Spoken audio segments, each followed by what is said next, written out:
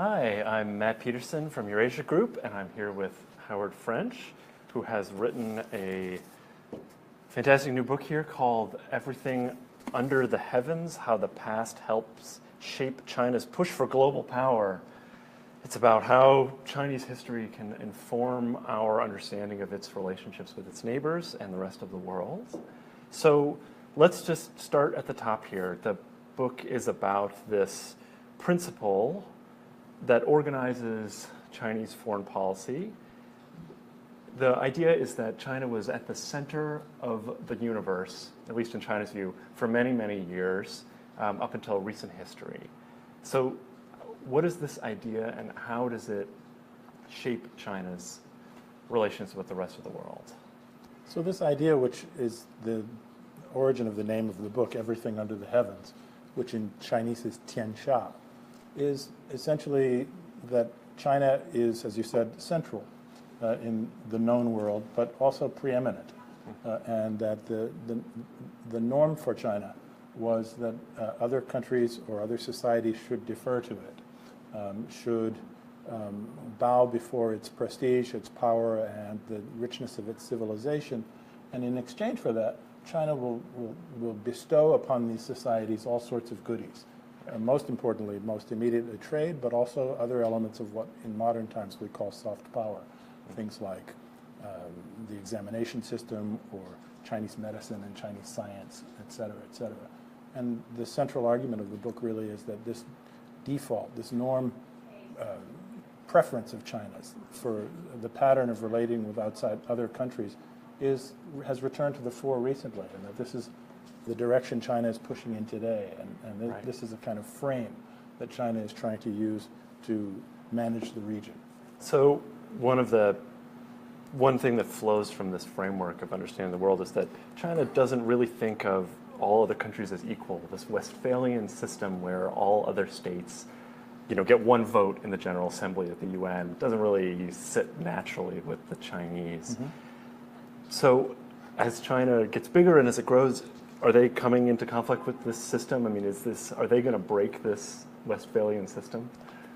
It's a great question. I mean, so far in post-1949, meaning post-communist revolution history, China has been most of the time, very comfortable playing within the rules of the international system. The UN system, once it was admitted into the UN, has been very good to China for a number of purposes. Now that China is becoming rich and powerful, we're seeing friction between the Westphalian / Western-built international system, the UN system, international law, et cetera, and this old Tianxia, or everything under the heavens perspective. And the most immediate place where this comes into evidence, really, is in the conflict over islands in the South China Sea. So the Philippines, being much smaller, much weaker than China, went to an international tribunal of arbitration in The Hague to try to assert its right over islands or sea zones near the Philippines against China. China said, although we're members of the treaty that sets up a case like this, we will not recognize the outcome. And China indeed did not recognize the outcome and is now using these very old modes of Tianxia to bring the Philippines to heel, to say, accept the way we do business and we will bestow all sorts of goodies on you. This is successful in some places and less successful in others, and you talk a lot about Japan in this book, and Japan is a state that rejected this idea of having a tributary relationship to China for a long time in its history, right? So how is that attitude that China has towards the rest of the world? What happens when countries don't accept it? A country like Japan, how does this work? Well, so Japan, I sometimes liken Japan to a rock that China can't get out of its shoe. But the other countries in the region, for the most part, are far smaller societies and or far poorer societies. And therefore they need China more than Japan does, and they are less able to stand up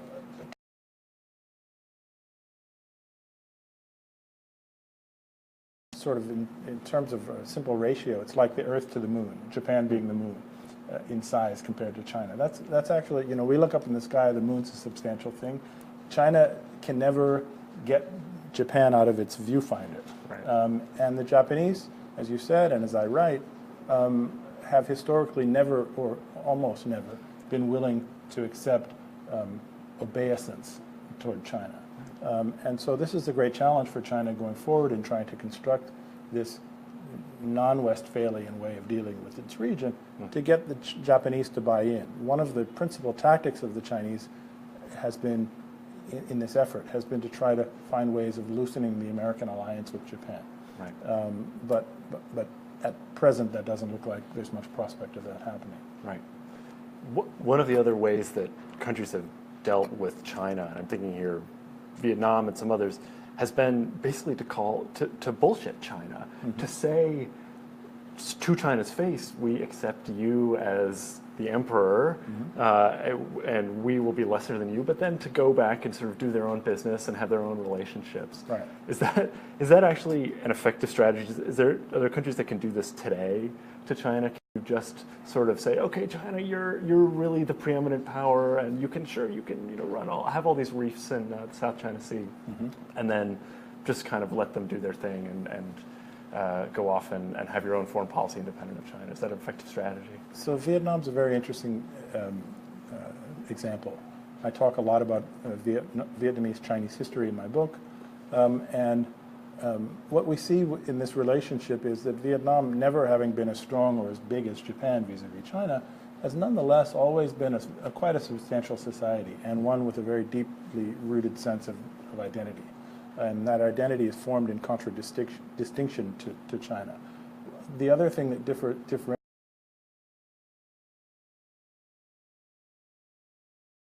the luxury of being separated by sea, Vietnam has a substantial land border with China.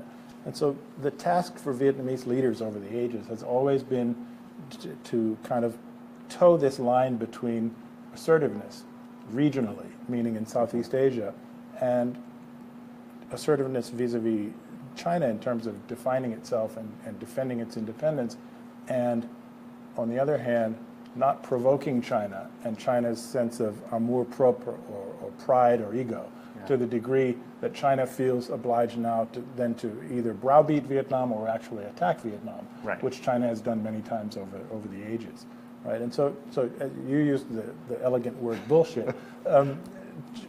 Vietnam has engaged in some sort of play acting with China, where it sort of goes and does these ritual meetings with China where it pretends to agree, and then its leaders scurry back to their headquarters and continue to carry on the way that they wish to. Right.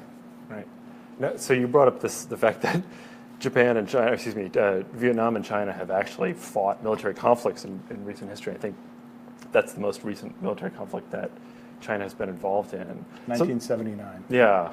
Something I took away from the book was actually that China has not historically been a major military power, that a lot of its power historically came from its cultural weight, its economic weight in particular. But now we're in this moment of a big military buildup. Do you think that this kind of is military power in China's DNA in the way that it is in the DNA of the United States, which our foreign relations tend to be carried out in large part through the military? Is that an accurate reading of Chinese history? No, I think I would actually put it somewhat differently. I think China makes this argument that its power over the ages has been determined by the attractive strength of its civilization. That China is so great that all the surrounding countries simply wish to fall in love with it and are drawn to it and are just tickled to do whatever China wants them to do because being close to China is so rewarding for them. That's actually not the case. Yes, they have benefited many times from trade or from other kinds of civilizational payoffs from China, but China has not, over the course of history, hesitated to use force. China has fought many, many wars. In fact, the China that we see on the map today is the result of, in its dimensions and contours, is the result of age-long struggles of expansion. So the original China was around the Yellow River, and beginning in the Warring States period, one after another, China began to conquer and assimilate neighboring peoples via warfare, via the use of force, huge armies. And the borders of China that we know today are essentially the places where those efforts petered out and China was not able to make any further ground, that's not for lack of trying. As we just said, China tried several times, actually did several times, defeat Vietnam in wars, occupied Vietnam, invaded the Korean Peninsula, occupied the Korean Peninsula, et cetera, et cetera. So the idea that China doesn't, that military strength is not an essential piece of Chinese statecraft is actually a misperception. So then looking at all these conflicts that they're involved in the near term, right, the Senkakus, they're a web of overlapping conflicts in the South China Sea. You know, how highly would you rate the danger of a military conflict in the near term?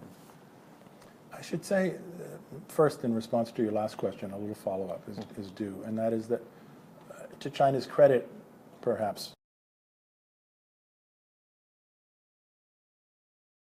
had an explicit ideological preference for non-warlike means of settling, of getting its ends, really, with its neighbors. That doesn't mean it hasn't fought wars, doesn't mean the military hasn't been critical to what China's statecraft has been able to carry out, but it has had an explicit peace bias in its rhetoric and its philosophy of dealing with other states. Where the biggest dangers lie today are with Japan, because Japan has the capacity to stand up to China, and because China feels Japan's capacity to stand up to it as an insult to its self-image, as this kind of rock stuck in its shoe, as I said a moment ago. And so around the Senkaku Islands, as they're called in Japanese, or the Diaoyu Islands, as they're called in Chinese, there's a real possibility, I don't think either country wants this to happen, but there's a real possibility, given the jousting that takes place there, of an accident right away, could spin out of control and become very dangerous, could also engage the United States because of our treaty obligations with Japan. I think there are substantial risks in the South China Sea as well. The Philippines has been the focus. Philippines seems to be finding a way to work things out to China's liking in terms of a kind of negotiated or gentleman's agreement to how to handle the dispute over certain portions of the South China Sea. But Vietnam and China could themselves come into some kind of accidental conflict. This diffidence that's built into the very fiber of Vietnamese identity, coupled with the martial culture that exists in Vietnam, kind of gives you this volatile mix that means, and this has already been seen in the past in minor skirmishes, that should China and Vietnam come to butt heads, even accidentally somewhere in the South China Sea, something truly ugly could result. Right, right. So here we're headed towards a U.S.-China summit. Xi Jinping is supposed to visit Trump at Mar-a-Lago sometime in the next month or so.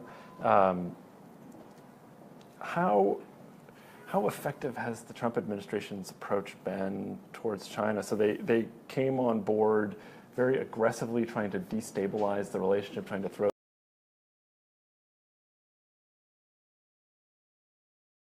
engages with other countries, or was this, an effective way of approaching China given this kind of expansionism period that they're in? So there was a line written by a reviewer of my book in the New York Review of Books that was better than anything I wrote in the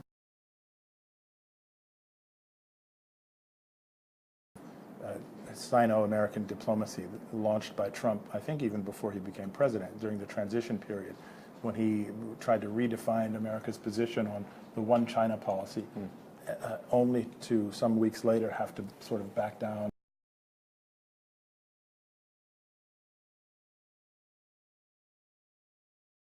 War one, the art of the deal zero. Right. We're going into a summit between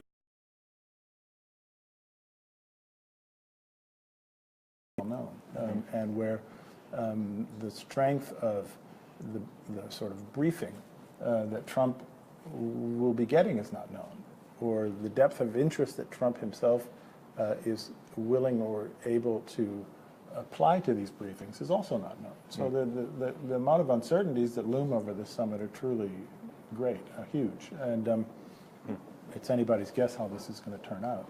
Does this principle that China takes towards its neighbors, that expects them to view China as a tributary state would view its feudal lord, does that apply to relations with the United States, or other countries in Europe, for instance? Right? Does the U.S. need to allow China to save face in the same way that Japan would, for instance? So, China will never say to its neighbors, "We want you to be a tributary." China does not use the language of a tribute system in terms of articulating its own view of foreign policy. This does not mean that China does not behave as if it would like to operate, or as if perhaps it is even at the center of a neo-tributary system. I think the real question is, if China is able, and this is an open question still, if China is able to rearrange the sort of system of international relations in its own region such that it becomes preeminent and all other countries have to bow to it, then what does it do? Does it then, having established its preeminence in East Asia, begin to try to remake international relations more broadly, including with the United States?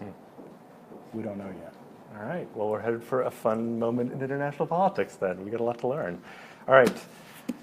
Howard French, the author of Everything Under the Heavens, How the Past Shapes China's Push for Global Power. Thank you very much for coming by. Pleasure.